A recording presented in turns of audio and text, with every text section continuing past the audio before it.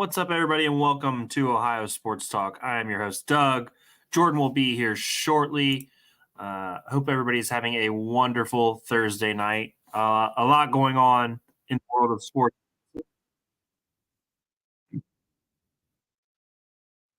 With, let me start off with local team, the Dayton Flyers. A lot of turmoil recently around the team because of the transfer portal. Kobe Brea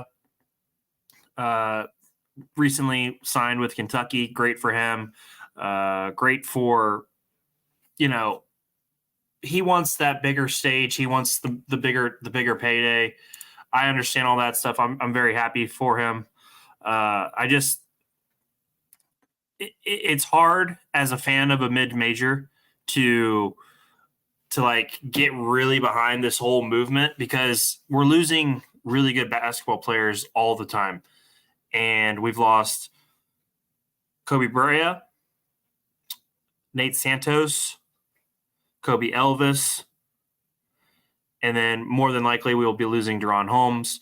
Deron Holmes going to the pros, obviously not the same, but it still doesn't feel great losing, potentially 4 starters. So that's been something that we've been dealing with. I've been thinking about quite a bit. How does Dayton reload and be competitive next season after losing all this firepower? Right off the bat, luckily the team went out and signed Zed Key. I do believe Zed Key will be a better player in the A-10 than he was in the Big Ten. He saw his minutes dip drastically last year. So that's one thing I do think will be better. Zed Key is going to be really good in the A-10. He's physical, tough, has a nose for rebounding, and he's good around the basket. Obviously, a little undersized for the center position. I believe he's 6'8", 6'9", but still 100% believe Zed Key is going to be a good player for the Dayton Flyers. And then next, we've got he's more of a swing forward type guy from Marshall, coming back to Dayton, graduated from Alter. To me, he should be a depth piece. He shouldn't have to start and be on in the firing lines his first year at Dayton.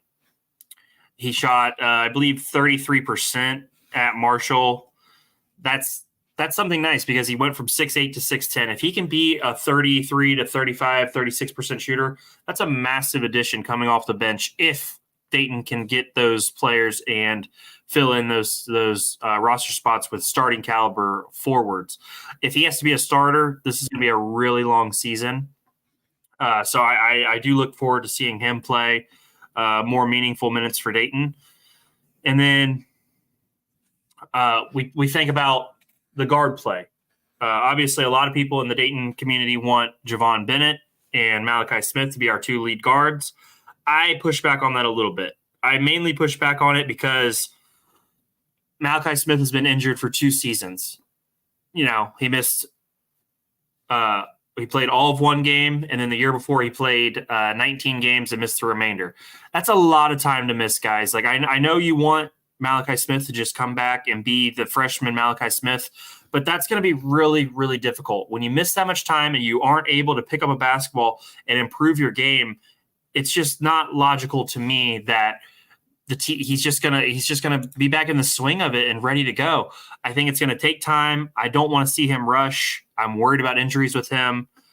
I think people need to hold back and see him play. Maybe bring him off the bench and see if he can be a spark off the bench and provide some playmaking off the bench. I think that would be a positive for Dayton. If Malachi Smith could somehow be our 6th man, that could be huge in just terms of where this team is depth-wise. Next, we've got two freshmen who are redshirted. I hate the red shirt. Absolutely hate it in this era of Dayton basketball, or in just this era of basketball. Marvell Allen, and then we've got Simon. These guys, I don't know. They're unknowns. We've got to see what they can be going forward. And can these guys contribute? I think they have talent based on what I've seen from their high school film and things like that. But on the Division I level, you never know. So that's another worrisome aspect of it. We don't know who's going to be on the team. We obviously the portal just closed. A lot can happen from now on. But I just want to get some Dayton thoughts on there. Jordan is in the chat. Let's get him in here and let's get going on the show. Jordan, I just want to start off by saying, where the fuck have you been? I had to go on a Dayton Flyers rant because you were not here, but it's good to have you, buddy. Hope you're doing okay. How you feeling? Feeling good. We had some audio issues, me booting up, so I wanted to make sure it was 100% good before I came online for our viewers. But we're doing good, man. We're doing good. Big weekend. A lot of things happened. A lot of things going to happen tomorrow. Lots to cover. And like you just touched on, I came there at the end. Big time for Dayton. We got some players I think will be important in the role playing position, and got some guys come back from injuries and took a couple on the chin with a couple guys that departed. So it's been a busy last 2 weeks for Dayton Flyers and a Dayton Flyer faithful as well. So, but let's dive into it. Yeah, just to finish my thoughts on Dayton, mid-majors, in my opinion, are in trouble in the current landscape of basketball. And I don't think Dayton can survive at a level Dayton Flyer fans think they should at this time. I think Dayton needs to do everything they can. And if I'm VCU and I'm Dayton and I'm, the top teams in the A-10, I am pushing very hard to get maybe a package deal and get sent to the Big East. I'll leave it at that. We've had a lot of visits. We've had a lot of interaction with players. We've got to lock some of these guys down. We've got to get the money together and lock a couple of these guys down to really fill out the roster, because the roster right now, when you look at it, is pretty bare.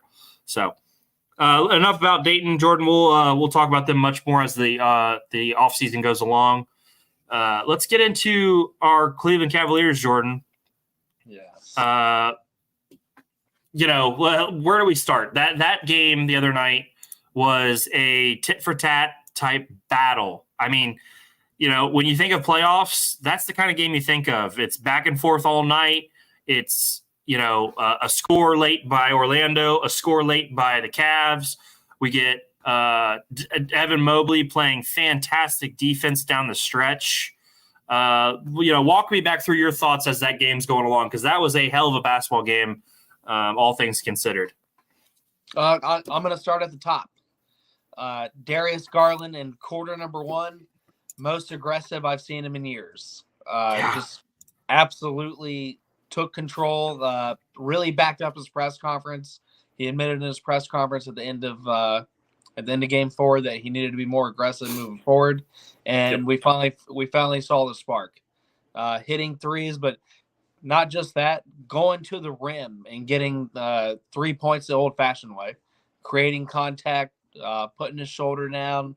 We know he's not the biggest player on the court by any stretch, but just being straight aggressive and really starting the spark for us, the Cavaliers, surviving the first quarter, because Orlando threw some good left hooks in there too. So I'm not going to take anything away from Orlando, but Darius Garland set the tone for the rest of the team in quarter number 1. I'm sad that he kind of fused off, but I think that's a coaching perspective. You look to the second quarter, Douglas, and the second quarter really, I mean, they scored 16 points, but they came out and it almost looked like they tried to force other players to get involved and force other players to kind of hit their stride and their streak. And that's not winning basketball. So I put that on the coaching staff. I put that on JB's shoulder. I feel like he kind of took the ball away from Darius Garland to get other players kind of going, especially Donovan Mitchell. A lot of those turnovers kind of were just, force feeding Donovan Mitchell, and he's putting up kind of shots without getting other teams involved. You didn't see a lot of ball movement, didn't see a lot of assists like we did in the first quarter when Garland was kind of running the show. So the plus and minus, I don't have the stats in front of me, but I'm pretty sure it's incredibly different from the first to the second quarter. But absolutely amazing play in the first quarter. Happy to see Garland. But I'm not going to say that's he played great. I mean, Garland came out and he was super aggressive from the word go. You know, he had a nice layup to get us started. I believe he had his like patented step back three. I was like, you know, I tweeted he's back because that's what it felt like for a little bit there. He was Darius Garland from the year before we got Mitchell. I was really impressed with him overall. He finished 9 of 16, 3 of 5 from 3, 23 points, only 5 assists, but he added 5 rebounds. Yes. And when Jared Allen's out, it takes a village. I mean, look at the rebounds from our guards. Mobley obviously had 13. We'll get to Mobley here in a second. Yes, because we've got a lot to talk about for him. Okoro, 4 rebounds, Garland 5, Mitchell 6, Strus had 6. So I mean, our guards were. I don't know if JB. You know, I would assume JB's like, hey guys, we need you at the rim here. We need big time rebounds out of you guys, and that's exactly what the team did. You mentioned the first quarter. Cleveland wins the first quarter by 10. Second quarter, we lose the quarter by 9. We're going into halftime with a point lead. We actually won the third quarter after getting trounced in the 2 games in Orlando in the third quarter. And then it was a dogfight in the fourth. Yes. I mean, what did you think? Let's talk rotations, because the rotations were different in game 4 or game 5, obviously because of Jared Allen being gone. But instead of Niang, we went straight to Marcus Morris. We saw a little bit of Tristan Thompson when there was some fouls and trying to get Mobley a breather here and there. He ended up with nine minutes, Tristan Thompson. 2 fouls. I'm not expecting Tristan Thompson to come out and change the world, but come in. You have experience. You've got 6 fouls to use. You can be physical with some of these guys. I like that. Go ahead. I want you to look at his stats under assist. Tristan Thompson came with 4 or 5 assists, I believe. 3. He ended up with 3. Wow. With 3. I didn't see that, Jordan. So I'm glad you brought that up. He did feed. He did share some space with Mobley a few times and fed him some awesome dunks. The defense fell asleep on him. He was able to use his IQ from being a veteran and just made some really, really smooth passes that guys were able to kind of get involved around him. So Tristan Thompson didn't light it up on the points, but 3 assists that led to 6 points or possibly more. Definitely that's important in a 9-minute span. So that's right. You know, that's really that was really a difference maker in my opinion when it came to his play and his role for his minutes. But you know, let's hammer down on Morris because oh my gosh, was he not a breath of fresh air out there? Here's what we're getting, Jordan. And I don't know if it can be consistent, but we're getting a guy who's going to defend as hard as he possibly can. He's going to battle on the boards. He's going to hustle. He's going to make those diving plays. I love you too. But he's going to make those hustle plays. He's going to make those tip balls. He's going to do a little bit of that kind of stuff. And he's got a reliable jump shot, Jordan. I mean, he's played in big basketball games, and that showed 26 minutes, 4 of 9 from the field, 2 of 5 from 3. He knocked down 2 big free throws. He had a huge 3 in the corner to tie the game late in the fourth. And I'm 12 glad points. I'm glad you brought that up because that play, if you look at the other end, he made a huge defensive stand and forced Orlando to take a bad shot selection. In a one-on-one ISO. He was isolated off the pick and roll. He made a stand at the top of the key and forced Orlando to take a bad shot because the shot clock was expiring. And then on the other end, in the same sequence, he nailed that 3. So really, he was kind of the unsung hero of the fourth quarter. That small sequence of events re-brought the energy for the Cleveland bench and players who, honestly, if you looked at their body language, looked absolutely exhausted. Max Strus looked exhausted. Donnie looked exhausted. Yeah. So that play from Morris was really a difference maker, both in points and in defensive energy, because he did not back down. Not at all. He looked a little stiff, but he stayed with it, stayed at the top of the key, didn't let anybody blow by him. They tried to get by him a couple different times. He fought through numerous screens.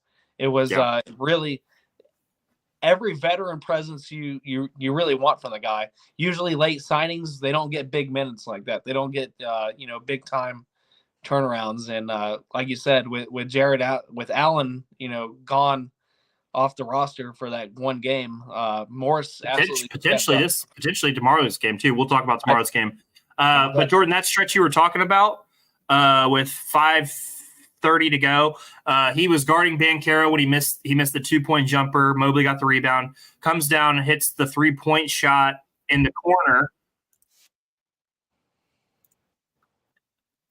And then, hit the big three in the corner to tie it at 90-90. Huge moment.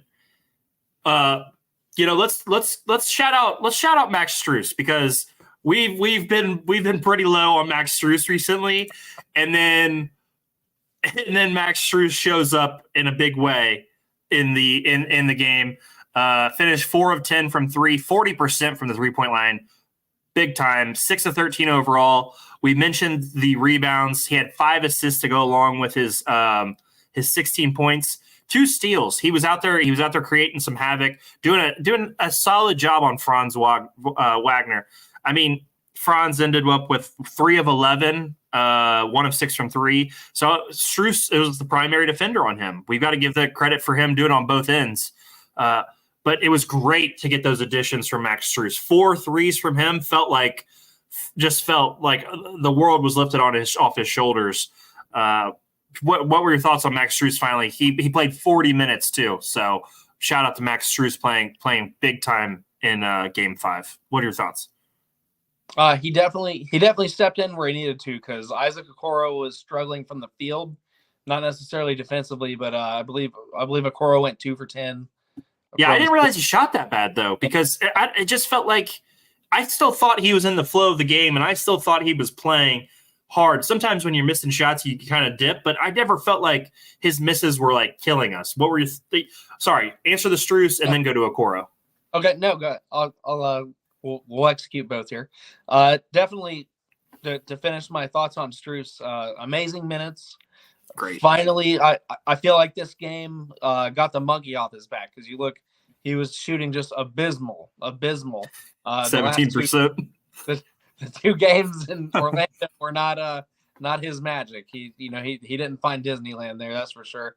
But you go back, you look at, he finally got the monkey off his back. He had some really just uncharacteristic turnovers in the third quarter that really kind of squandered. We had a 9-point lead at one point in the third quarter, and those turnovers went back-to-back plays and almost fast break points for Orlando. And that's something I hope he cleans up for what I hope will be the final in the series here in Game 6. Oh man, I'm nervous. Out the way they need to, because Max Strus, he did it all. I believe he had 4 or 5 fouls total against 5.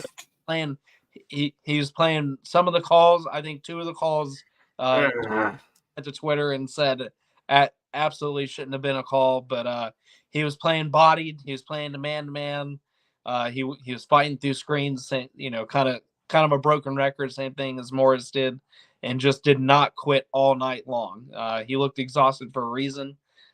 But Max Strus, yeah, that's the Strus we want to see. That's the Strus we saw in Miami when they went on their Eastern Conference Finals run last year. So when we saw Strus here, that's the Strus I wanted to see, playoff prime time, ready to go. And he desperately needed that game. 1, probably for his mental state, and 2, you're a bigger basketball player than I ever was. When you go through cold streaks, you just it affects you and it weighs you down until you just hit that button, you get back, you get right and you move on. But I was happy to see him, both the defensive end, the steals were actually big. That was when it kind of going back and forth with ties and lead changes. So he was absolutely monumental in the fourth quarter. Yep. But, just touch briefly on Isaac Okoro, because like I said, I didn't feel like he was out there, playing bad. It just, the shot wasn't falling. Some of the shots weren't falling. I know his threes weren't, but when JB pulled him out of the game kind of permanently, he was missing. Mitchell did the same thing, so I'm not dogging him, but he was missing layups and short shots, like right at the rim, and some of them were fast break opportunities that should have went right in. Max Strus gave him a couple good passes, and he kind of let it go, and it led to a lot of turnovers. Those times we were up 9 to 10 points, they were just completely squandered. Some by his play, some by Strus's play, but I think it was the right decision. JB put him on the bench. You never want to lose a defensive specialist, but when the shots aren't falling, and same thing for Niang didn't play at all, you got to go with guys that are hot, and that's one thing I won't disagree with JB, and at least in game 5 was he went with the guys that were going. Morris probably got more minutes than was planned because it just was the right thing. So it felt like JB, or at least somebody on the staff, was getting the right players and the right flow. So what were your thoughts on him? I like you said, I thought he was out there competing. I thought he was making the right plays, and I think sometimes that's as important as anything else. It just the shot, everything was like right at the cup, and he just couldn't get it to go down. I kind of felt for him in that way. He did hit 2 threes, which were very important. Those were his 2 makes for the night, but so close. I feel like he's getting so close to be. I think next year he could be a really good offensive player. It's just not there yet. So I did want to shout him out. Like I said, he struggled with the shot, but I never felt like it really weighed him down until JB had to make the move at the end. Jordan, let's talk Evan Mobley, because Evan Mobley was excellent in the last the last three minutes of the game, I would say. About 3 minutes and 30 seconds of the game. Made 6 points straight for the Cavs. Yeah, he had a dunk on a Max Strus assist, and then he had a layup on the Darius Garland assist. He down the stretch, Paulo Banchero missed his final 3 shots being guarded by Evan Mobley. Then Evan Mobley obviously makes the two layups to take the 4-point lead, and then gets the game-saving block on Franz Wagner with 5 seconds to go. 5 seconds to go. Causes, game-saving block. It's our background right here.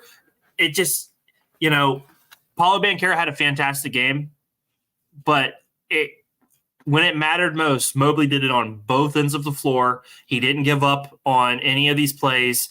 He rebounded his ass off. Now, I know sometimes we get a little annoyed with him because sometimes he feels a little bit soft. But at the end of that game, I didn't feel like he was soft. I felt like he was in the mix. He was battling his ass off in there. Finishes with 14 points, 2 blocks, 2 steals, 13 rebounds, 4 assists. I just thought he did it all, Jordan, at the end. Banchero is, by all rights, that guy's a superstar. I mean, that guy's phenomenal. It's hard to stop him anyway, but down the stretch, Mobley forced him to miss 3 shots, got the game-winning block. That seals the game for the Cavs right there. Making Banchero miss and play great defense on him helped win that basketball game. What were your thoughts on Evan Mobley's Game 5 performance? Because, the stats aren't, eye-popping, but damn, did he play a good game. And you're right in the sense of the stats aren't going to tell the story. The stats aren't eye-popping, but they didn't need to be either. Like we touched on, Strus and Morris and even Tristan Thompson got to come out and play a little bit of center, play a little bit of power, and give Mobley kind of a break in a sense of scoring. So Mobley didn't take a lot of threes. Nope, 0 threes that night. They more lined him up to, his efficiency came underneath the rim with awesome passing from that one that you mentioned from Strus. That was so smooth. That was beautiful pass. That pass was amazing. It really the was. one Garland did. He went up, drew both guys wrapped around. Nice, easy.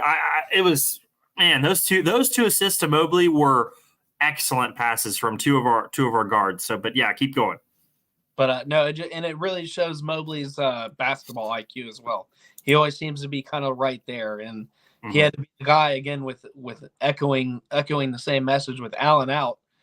He stepped in big, especially defensively, and that's where he expended most of his energy. That's why, in my opinion, his stats aren't eye popping, but the defense and the energy that he expended all night long, and the isolations, the one-on-ones, battling underneath, and grabbing double digit 14 rebounds along with it.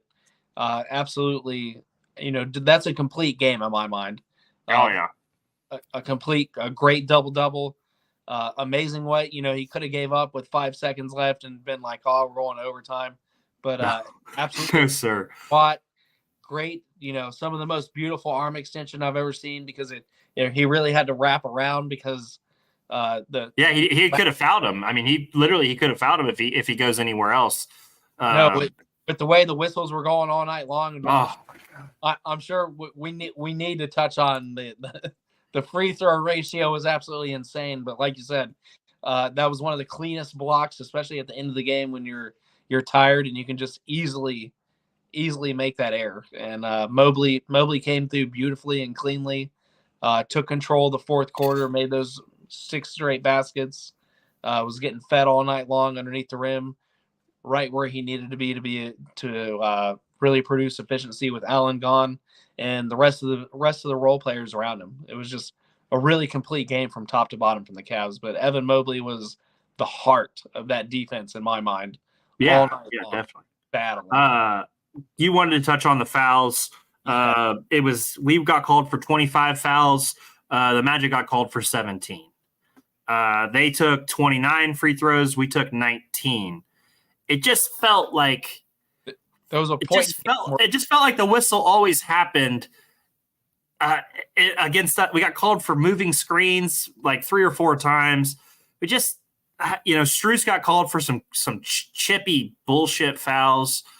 I mean, it just felt like the calls were going their way, and we were in Cleveland. Like, what?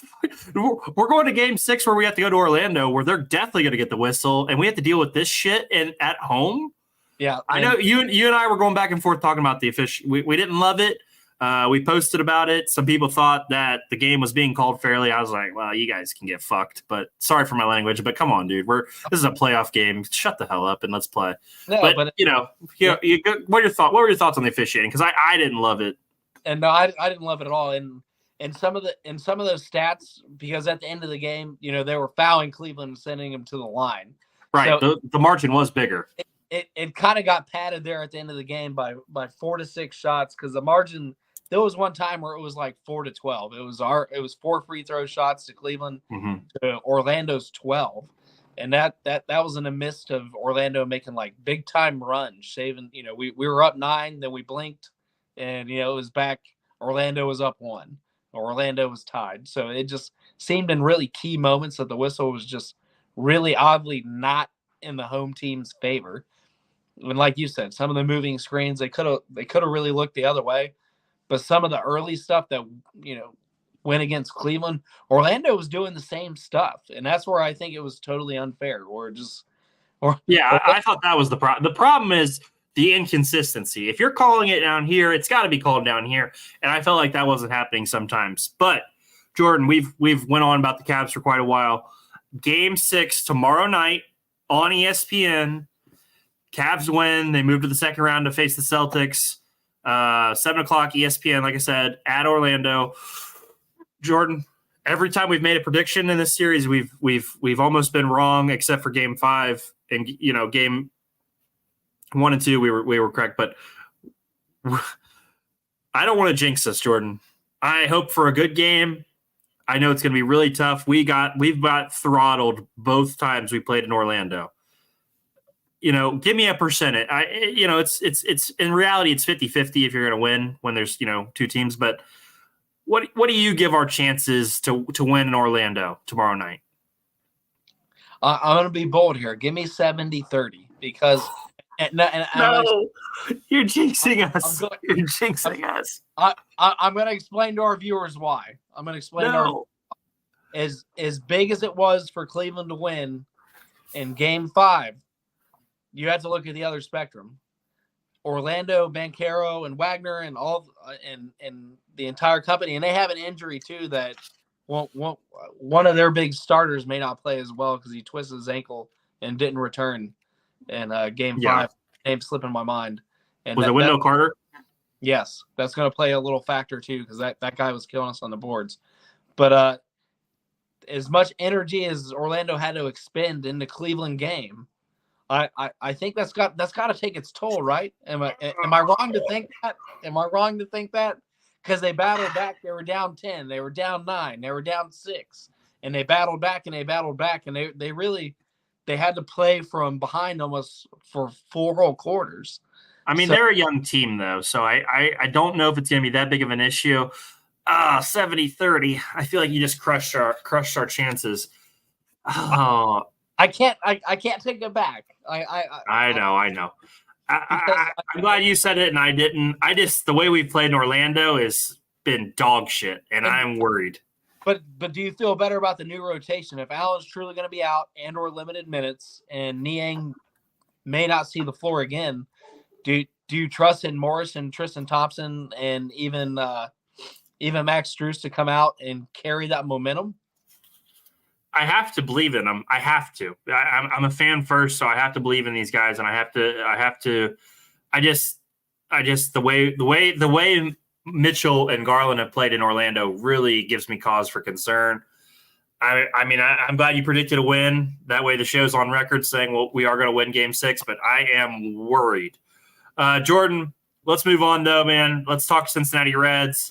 Let's talk the Reds' woes on defense. What are your thoughts on the team right now, Jordan? Because we're in a really tough stretch of our schedule. We've said that. We've highlighted that. The team's 16-15. Tomorrow night we start a series with the Orioles. The Orioles are a damn good baseball team. It's going to be a tough series, but we got the top of our rotation going. We've got Hunter Green tomorrow. And then we've got Lodolo and pitching. Next game, I mean, we've got the top of our rotation. Thoughts on the Reds right now, 16-15, and then we'll go from there.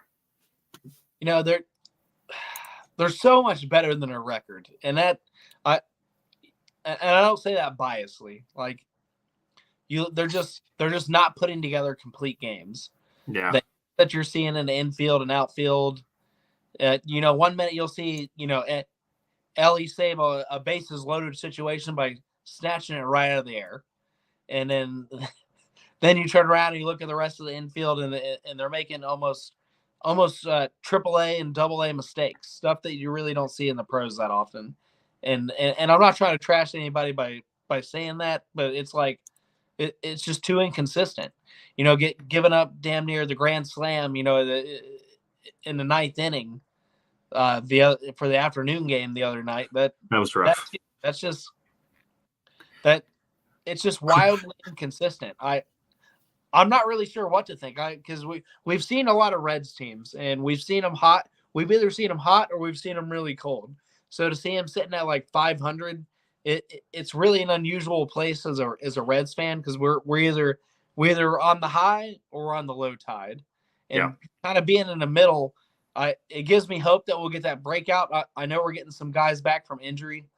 Friedell's in AAA right now, so he's getting ready to return. That's going to be a big shot in the arm. But I'm going to kind of give the mic to you. Because I don't know how to word it as an analyst. What I'm witnessing, I witnessing mistakes that just happen. To pick you up. Right now, the Reds are 9th in the league in errors. They have 19 errors. They are 6th behind the Boston Red Sox, who have the most in baseball. When you look at their fielding percentage, the Reds are 24th in baseball right now in fielding percentage. They're just not a great defensive team at the moment, and it's costing them runs and it's costing them games. And I think that's been apparent the last couple of weeks. We're just, when you shoot yourself in the foot in baseball, it's so much worse than other sports. There's just not as much forgiveness. Like you said, 16-15, middle of the pack. We're not really. Sometimes, we're on that mountain. Sometimes we're on the bottom. It's a little bit different because we're also not playing with a full deck in terms of our roster. Look at the Ford situation. He said, I'm opting out. You either bring me up or I'm moving on. It doesn't feel like the management is all in yet, and we have a good ball club. So I'm confused at Nick Krall. I just don't think he's very good at what he does, and he doesn't always make the right roster decisions and that kind of stuff. And it's cost the Reds. It keeps costing the Reds. We've got 3 games here going. 3 games with the Orioles, or is it 4? 3 with the Orioles. We've got Green, Abbott, and Lodolo. You take 2 or 3 from the Orioles, Jordan, though, and you kind of forget about these problems because that's a good baseball team. Winning can cure these problems, but it's got to start on the field. The defense has to be better. I don't know how do you get major league ball players to all of a sudden be better at defense mid-season? It just feels like they're not a good defensive team this year, and that's been a letdown.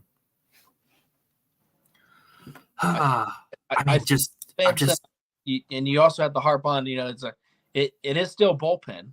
You look at Sims' inconsistency, which we've hit on this show multiple times. We're looking at, Diaz had a really bad outing. Cruz. I'm sorry. Cruz had the bad outing. I apologize, Diaz. I messed up too. Cruz had the bad outing. And that's it. Like you said, one can't even out without the other. If you have a bad bullpen, you're in field, and if you got bad going on both, it doesn't matter how amazing Ellie and all of our death row when they're on, they're on. If we have to score 8 runs every night because we're giving up 5 to 6 in errors and bad pitching towards the end of the game, that's not going to carry us to October, and that's what I'm worried about right now. So I know we're only 31 games in the season, but I'm worried. I'm legitly, I'm worried because we can't. If we're 500 come July time, I don't feel like they're going to make the push that we need to be in the playoff picture, especially in a stacked NL Central division. Yeah, no, that's for one thing. The Reds, obviously, the defense has to get better. We already know that. We've got to go out and find somebody who can DH. I know Nick Martini was a good story at the beginning of the year. Had the 2 home runs on opening day. Got to find some level of consistency at the DH position. That's why I'm confused on why Ford is still in the minors when he can come up and he can produce with the bat right now. It doesn't make sense why he's not up here with the big team ball club. I mean, it's just Bubba Thompson is hitting 111. I understand he's supposed to be the lefty specialist. This guy stinks at the plate. It's a fact. The Reds as a team suck against lefties right now. Well, I know, but he's supposed to be the guy who can hit. He stinks. He can't hit. Nick Martini's hitting 184. Fairchild's hitting 190. Espinal is hitting 191. Candelario's hitting 194. That's after Candelario's had a great week last week. He's still only at 194. Encarnacion Strand's hitting 196. Benson's hitting 206. India's hitting 221. The only guys above 250 are Spencer Steer, Ellie De La Cruz, and Jake Fraley, who's been injured on and off. It's hard to win ball games when your defense isn't good and you're not hitting great. I don't know what's going to go first, but I have a great time watching this team. They never give up. It always feels like they make a push to make the game interesting or steal the game from another team. But it's just, these last couple games, the errors have been piling up a little bit, and it's felt like we're shooting ourselves in the foot, Jordan. Yeah. It sucks. Again, Orioles, big series, though. Big series. Excited to get to play a good baseball team like the Orioles. Padres took 2 of 3 from us. The Rangers took 2 of 3 from us.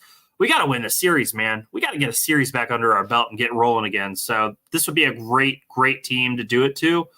It's going to be tough, though. Very, very tough. Jordan, start of the show, I went on a little Dayton Flyers rant. Any news from around Ohio that you wanted to share? Anything come to mind? We'll touch on the Guardians. They are 20-10. They are leading the AL Central, by 2 games.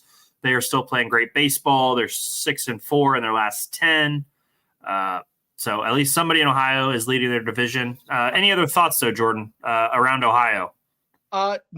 No thoughts off the top of my head. I know Monday I'm going to, for our notes and towards the end of the show, and I'm going to tweet it out once I actually get all the information together. I know locally for high schools, the divisions are being reshuffled in a big way. That's true. And I do kind of want to run some notes when for our viewers, I have the proper information because it's being thrown out left and right on who's going to be where. So I promise by Monday, I'm going to lock in, do my homework. We're going to get that information to you. Okay. Kind of tune in for anybody that's got kids in one of these divisions and kind of explain what's going on with all that. That's something I do feel an importance, especially as a coach upcoming this season, to kind of explain where everybody's landing. So I think that'll be kind of fun. Monday. Yeah, that'll be beneficial. So yeah, I look forward to that. Ohio State basketball has done a great job in the transfer portal. They've been on everybody's winners list for the guys they've brought in. Transfer portal, though, Jordan, that is a kick in the ass, man. That whole process stinks.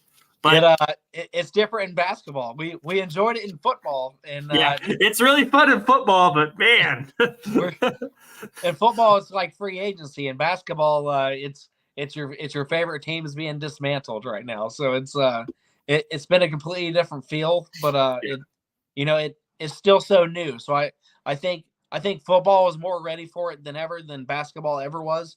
So you look at Dayton's scouting department and how they run it and how they'll get the NIL money together. I think A10, like you said, making a big bid for a bigger league definitely has got to be in the cards. That with the way the NIL runs, it just has to be. I love the Atlantic 10. You and I have been Atlantic 10 fans from our inception to now.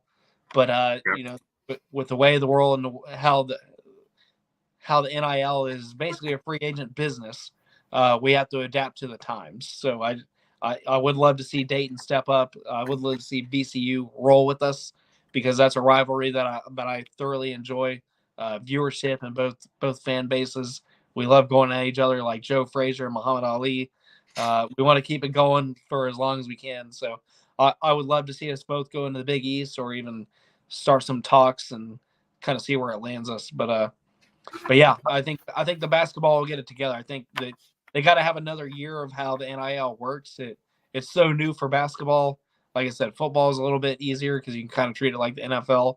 But college basketball has always been kind of their own thing and their own format. So throwing this huge wrinkle into it with coaching, look probably for added coaching staff. Look for probably more. They need like a GM almost. Yeah, you need like a GM. I think an ex NBA executive somewhere would probably fit really well for Dayton and these other programs to kind of show them how to spend money, how to talk to players other than just a recruitment level. More of a, hey, this is your package. This is kind of your free agent deal, and that's kind of the way they have to adapt and go for it. So I think this year we're going to take it on the chin, and we've already kind of done that as Dayton Flyer faithful. But I think next year, Anthony Grant, especially having some NBA experience, look for him to be on the phones and really trying to drum up some support. And I don't think it's going to be out of it. I think they're going to get it together whenever that window opens back up again. And I think we're going to hit the scratch off lottery ticket for at least one or two names that are going to be great building blocks for if it's just a one and done or maybe 1 to 2 years. So I have more faith in the system. I think it's going to work out. But right now it's just we're getting Mike Tyson'd up. We're getting hit in the chin. We had a plan until we got hit in the mouth, and we'll rebound and we'll get through it. So okay. Last thing I wanted to say. This is a rumor circulating on the internet. Jordan, Joe Burrow might be single going into the season. That could be interesting for the Bengals this year. Any thoughts on Joe Burrow being single? I think that would probably be terrible for him, man. One of the highest paid players in the NFL. Here, don't do the Russell Wilson. Don't chase after glory and somebody else with a big established corporation behind him like he did. Stick to the people around you that have been around you. And I think you can't be straight away. I think he's hanging out with OBJ probably too much. Not doing a we saw the airplane picture posting around, making it a Twitter, X, whatever you want to call it. You saw him going to the parties in the off season with the big time movie stars and shit like that. But if he gets a big head, I kind of fear for the team moving forward. So oh, come on, I'm just messing around. It's not that deep. I'll have to burn all my Bengals stuff if he does get that way. We're already not playing on team friendly deals. We see what that's going like, but hopefully it's false. So hopefully he just got a big head or did something stupid at a party and can make the apology and move on. So. All right. Well, guys, that's been Ohio Sports Talk. I'm Doug. That's Jordan. And we appreciate every single one of you who stopped in tonight. At this current time, we've had 188 viewers. 188 viewers is insane for us. Thank you guys so much. We really appreciate it. We'll be back Monday night, and we're going to do it all over again. So let's have a great weekend of sports. Hit us up on X. We interact. We're very active on there. Instagram, Facebook. We're trying to do it all. So thank you guys for the support, and we will see you Monday night. That is all. Goodbye.